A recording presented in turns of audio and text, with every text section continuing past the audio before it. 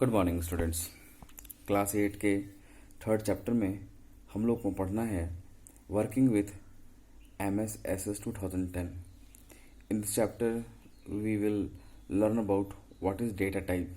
Data type जो कि आपको बहुत ही इंपॉर्टेंट चीज़ होती है। स्ट्रक्चर इसके कैसे होते हैं, what the structures of data type. Working with table, table के साथ वर्क कैसे करेंगे, डेटा टाइप कितने तरह के होते हैं, view of the tables, creating a table, entering data in a table, adding records, editing records in table, sorting data, closing access application, opening an existing database। Microsoft Access 2010 के क्या क्या features हैं, component of the Microsoft Access 2010, creating the blank database. हम लोग को ये सब चीज़ें पढ़नी है, सारी कुछ पढ़नी है। लास्ट क्लास में मैंने सबका डेफिनेशंस जो इससे रिलेटेड जो टर्म्स आए थे मैंने आप लोगों को करवाया था। अभी आप लोगों को समझना है कि ये डेटाबेस आखिर क्या होता है। What is the database? A database is an organized way of storing an information. It helps us to manage the access large amount of information quickly and efficiently। मतलब लार्ज नंबर ऑफ जो होते हैं ना, किसी भी ये जो database होते हैं वो ऑर्गेनाइज्ड वे में इंफॉर्मेशन को स्टोर करके रखते हैं। जैसे मान लीजिए कि एक टेलीफोन डायरी है। टेलीफोन डायरी में भी एक तरह का डेटा हमारा रहता है, लोगों का टेलीफोन नंबर्स होते हैं। डिक्शनरी में वर्ड्स हम जो वर्ड्स ढूंढते हैं, हार्ड वर्ड्स सारे अरेंज वे में सॉर्टिंग फॉर्म में होते हैं ताकि हम लोग इजी वे में उसको फाइंड कर सकें। Maintaining the list of student their own address. जैसे मान लो कि स्कूल के पास आपका डेटाबेस होगा, आपका डेटाबेस बोल सकते हैं कि स्कूल के पास आपका जो सारा इन्फॉर्मेशन एक ऑर्गेनाइज वे में अरेंज करके रखा गया होगा, वो भी हमारा एक डेटाबेस है। तो इस तरह के जो हम मेंटेन करते हैं, जैसे ग्रॉसरी स्टोर में जाओगे तो ग्रॉसरी आइटम्स जितने होंगे वो स्टोर करके रखे होंगे। जैसे बड़े बड़े मॉल में जाते हैं तो सारी की सारी चीज़ कंप्यूटर में रहते हैं, सारे ऑर्गेनाइज वे में रहते हैं डेटा उनके। तो यहाँ पे कहा जा सकता है, तो it is very difficult to maintain the database manually. आप मैनुअली किसी भी डेटाबेस को मैनुअली आप काम करोगे तो उसमें एरर आने का ज़्यादा चांस रहता है। वेयर देयर हंड्रेड और thousand of the record as the as a change as the change of committing the error increase। इसमें हम लोग का एरर जरूर आता बढ़ता है। अ कंप्यूटराइज रिकॉर्ड, जो कंप्यूटर के द्वारा बनाए जाते हैं records, a computerise records keeping system in the collection of program that enables to store, modify, extract information from the database is known as database management system. मतलब इसी database को आप ढंग से आप रखते हो, आप इसको स्टोर कर पाते हो, अपडेट कर पाते हो, सारा वर्क जो आप कर पाते हो उसको हम लोग यहाँ पे कह सकते हैं कि ये डेटाबेस मैनेजमेंट सिस्टम कहलाता है। क्लियर? अभी कितने तरह के होते हैं डेटाबेस मैनेजमेंट सिस्टम, ये डेटाबेस मैनेजमेंट सिस्टम को आपको समझना होगा कि एक बार मैं फिर से इसको रिपीट करता हूँ। It is very difficult to maintain the database manually where there are hundreds of thousand. मतलब ऐसा तो नहीं है, मान लो कि मैं बता रहा हूँ कि आधार कार्ड हम लोगों का है तो पूरे भारत के लोगों का है, तो इतने लोग मतलब 132 करोड़ लोगों का है। तो मान लो इसको भी तो एक तरह का डेटा बैंक होगा। अब ये तो जो ऑर्गेनाइजेशन डेटा को स्टोर कर रखते हैं वो डेटा बैंक कहलाते हैं। अब उनको ये काम दिया जाता है कि आपको डेटा को मेंटेन करना है, डेटा को मैनुअल भी काम तो होगा नहीं, कंप्यूटराइज वे में आपको उसको मान लीजिए जो आधार जिनका है, जो लोग मर गए हैं उनका आधार का कार्ड नाम वहाँ से हटाना है, नए लोगों का नाम उसमें जोड़ना है, किसी का नाम में कुछ प्रॉब्लम है अपडेट करना है। मतलब बहुत तरह के जो इस तरह के मैनिपुलेशन का होता है, ये सारे के सारे डेटाबेस मैनेजमेंट सिस्टम के वर्क के अंदर आते हैं। इसको समझ में आएगा आप लोग को? आगे बढ़ता हूँ। सेम वे कि टाइप ऑफ डेटाबेस क्या होता है। तो टाइप ऑफ डेटाबेस मतलब इसमें दो तरह के डेटाबेस होते हैं जो हम लोग को यहाँ पे पढ़ना है। There are mainly two types of database. First is your flat file database. Flat file database वैसे डेटाबेस को कहा जाता है जो कि that contain record which are very small, छोटे छोटे होते हैं, fixed number of field without any structured relationship for example Microsoft Excel, मान लो कि एक आपका रिपोर्ट कार्ड लेते हैं, तो रिपोर्ट कार्ड अगर बनाए हैं तो उसमें जो टेबल्स होते हैं वो काफ़ी कम होते हैं, फिक्स नंबर ऑफ फील्ड होते हैं। फील्ड मतलब कि मान लें कि आपका जो है नेम हो गया, क्लास हो गया, तो हमारा इन्फॉर्मेशन हो गया, लेकिन आपके जो मार्क्स सब्जेक्ट हो गए, सब्जेक्ट में उसके बाद ऐसा सब मार्क्स असेसमेंट उसमें आते हैं, उसके बाद सब्जेक्ट मैनेजमेंट आते हैं, उसके बाद नोटबुक सबमिशन आते हैं, half yearly, manually, half yearly हो गया, सबका रिजल्ट मिलता है आपके पेज में।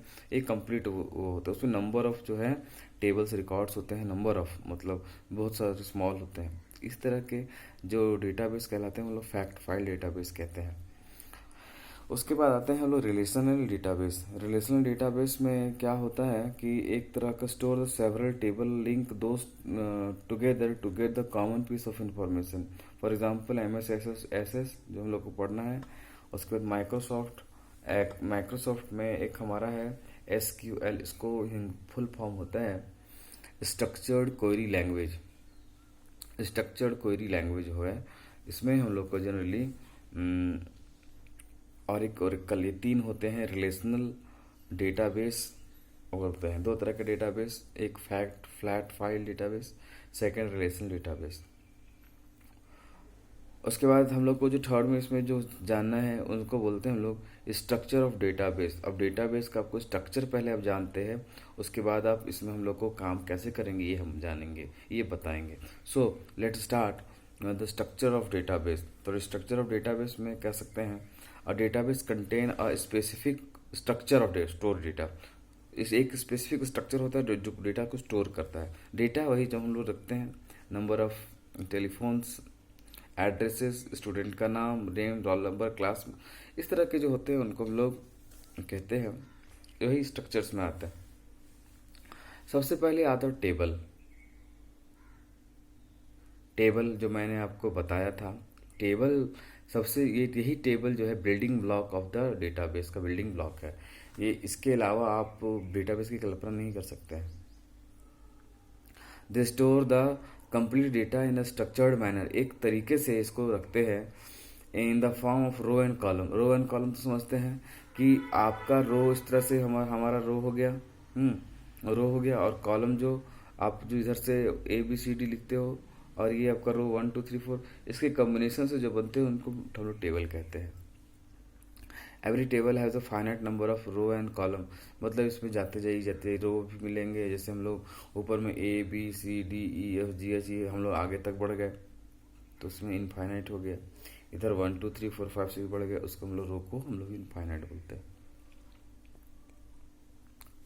अब टेबल के भी कुछ एलिमेंट हैं, उसके और छोटे छोटे कुछ उसके अंदर है जो आपको जानने हैं, जो मैंने आपको करवाया है। इसमें फील्ड होते हैं, रिकॉर्ड होते हैं, डेटा होते हैं। फील्ड किसको बोलते हैं? तो field, all the columns are called field. जैसे मान लो कि आप लिखे हो, हमने कॉलम बनाया है, ABCD कॉलम है। अब नेम ऑफ द स्टूडेंट हो गया, name of the student, class, roll number, subject, जो भी है। तो ये जो ऊपर में हमने जो कॉलम के में जो दिया है नेम ऑफ द स्टूडेंट, जैसे आप अटेंडेंस रजिस्टर देखे होंगे, तो अटेंडेंस रजिस्टर देखे हैं तो आप उसमें देख रहे होंगे एक सीरियल नंबर रखा रहता है, फिर नेम ऑफ द स्टूडेंट रहता है, फिर अटेंडेंस के लिए 1 से लेके 30 तक रहता है ना। तो सेम इसी को हम लोग बोलते हैं फील्ड। समझ में आ रही बात? आगे अब रिकॉर्ड्स की बात करें तो all the row in the table are called record. जो रो हमारे होते हैं ना, रो, जैसे मान लो कि उसमें अब नेम ऑफ द स्टूडेंट है तो roll number 1, serial number 1, serial number लिखा हुआ है 1 2 3 4। उसके बाद जो है सीरियल नंबर रखा हुआ है। उसके बाद आपका उसी में नेम, आपका नेम ऑफ द स्टूडेंट पूरा आपका पूरा डेटा दिया हुआ है, जैसे किसी का नाम A से अल्फाबेटिकल आता है। उसके बाद अटेंडेंस स्टार्ट होता है। ये अगर आप एक रिपोर्ट कार्ड लेते हैं तो उसमें भी आप देख रहे हो कि आपका सबके कॉलम बने हुए हैं ऊपर में, तो उसको हम लोग फील्ड बोले।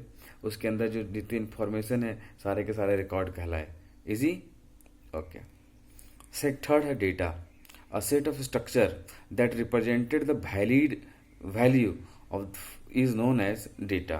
फॉर एग्जाम्पल, जैसे उसके अंदर जो भी वैलिड हमने दिया है, जहाँ के नेम ऑफ द स्टूडेंट लिखना है तो वहाँ आपको मोबाइल नंबर तो नहीं लिखेंगे, तो जो जिसका इंफॉर्मेशन अब वहाँ पे चाहिए होगा, आप उसी चीज़ को देते हो तो आप जो है आपका जो डेटा होगा वो वैलिड डेटा कहलाएगा, अदरवाइज वो इनवैलिड हो जाएगा। अब मान लीजिए मैं बता रहा हूँ कि name of the student they रहे हैं तो मोबाइल नंबर तो नहीं लिखेंगे, और जहाँ मोबाइल नंबर देना वहाँ एड्रेस तो नहीं लिखेंगे। तो ये सब जो डेटा होते हैं, हाँ, इसी को डेटा कहा जाता है। A set of character that represent the valid value is known as data. For example, जैसे मान लो कि मैंने बताया, जैसे आपको एक रिपोर्ट कार्ड बना हुआ है, उसमें आपके फील्ड हैं, फिर रिकॉर्ड्स हैं। उसी रिकॉर्ड्स के अंदर जो आपके जो जा रहे हैं, एंट्री कर रहे हैं, उसी को सारा आप क्या कहते हो, इंफॉर्मेशन को डेटा कहते हो, जो मैंने आपको भी बताया था। उसके बाद आते हैं हम लोग, सेकंड जो पार्ट था इसका, query. Query mean that question, if any kind of question related to this topic of any topic इस क्वेश्चन, जैसे एक डेटाबेस में क्वेश्चन करने का तरीका क्या होता है, तो a database store vast amount of data, बहुत बड़ा डेटा को स्टोर करते हैं, but query help us to retrieve that filtered database upon some condition. Query are also use to perform the action such as delete, update on the data based upon the criteria. Condition के हिसाब से जो questions आप मांगते हो, जो question आप लेते हो, उसको क्वेरी कहा जाता है। तो मैंने मान लो कि स्टूडेंट का एक डेटाबेस बनाया है, अगर उसमें अगर हमें कोई स्टूडेंट यहाँ से छोड़ देता है, जैसे मान लीजिए आपका हमारा मैनुअली देख रहे हैं, तो अगर हमारे पास अटेंडेंस रजिस्टर है, तो अटेंडेंस स्टूडेंट का लोगों का है, स्टूडेंट लोगों का सारा इन्फॉर्मेशन है, सीरियल नंबर में रोल नंबर है, नेम ऑफ द स्टूडेंट है। मान लें कि हमने एक बनाया है, तो एक स्टूडेंट का इन्फॉर्मेशन के लिए स्टूडेंट से रिलेटेड जितना भी इन्फॉर्मेशन होगा सारा फील्ड बनाएंगे, रिकॉर्ड्स होगा, डेटा होगा। लेकिन उसी में से अगर हम कोई प्रिंसिपल सर या कोई अगर हमें मांग ले कि बताइए कि आपके यहाँ से बच्चे कितने छोड़ दिए या कितने बच्चों का फी नहीं आ रहा है, तो इस तरह का जो क्वेश्चंस होते हैं, क्वेरी होते हैं और related to the database, then we say that these are queries. Understand. उसके बाद आते हैं एक form. Form are the user friendly interface, एक ऐसा यूजर फ्रेंडली इंटरफेस होता है that facilitate the process of entering the data in a table, है ना, and query. The form has an attractive interface that accept the data from the user and forward to it the corresponding table और query.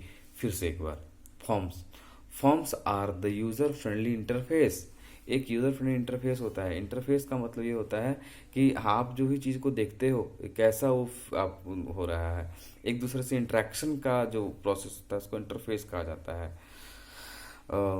एक तरह का interface होता है that facilitate the process of entering the data.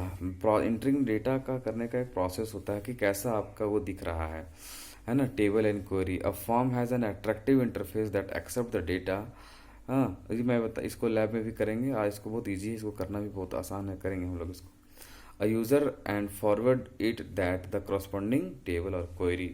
उसके बाद आता है reports. Reports are used to display the selected data in a printable form. एक रिपोर्ट अगर कोई मांगे, तो मान लीजिए कि अगर हमारे पास अगर किसी को कुछ रिपोर्ट देनी है, तो कंप्लीट जो आपका डिस्प्ले होगा, ये जो हमने बनाया है रिपोर्ट कार्ड जैसे है, तो रिपोर्ट कार्ड में तो ओवरऑल आप ही का इन्फॉर्मेशन डिस्प्ले किया जाता है। सेम वे यहाँ पे भी reports are use to display the selected data, है ना, in a printable format called report are summarised data one or more table query and organise in a printable form. इस तरह से हम लोग इसको समझते हैं। तो हम लोगों ने यहाँ क्या समझा कि सबसे पहले DBMS क्या होता है, डेटाबेस मैनेजमेंट सिस्टम, देन उसके कितने टाइप होते हैं, फिर सीखे हम लोग कि उसके स्ट्रक्चर कैसे होते हैं, स्ट्रक्चर ऑफ डेटाबेस। उसमें स्ट्रक्चर में टेबल सबसे इम्पॉर्टेंट रोल था। टेबल के 3 एलिमेंट थे, फील्ड, रिकॉर्ड, डेटा। सेकंड में अगर आते हैं टेबल के बाद query, forms and report. These are the structure of database. So we today we learn structure of database, type of data and DBMS definition. Okay, in next video we will continue. Okay, have a great day.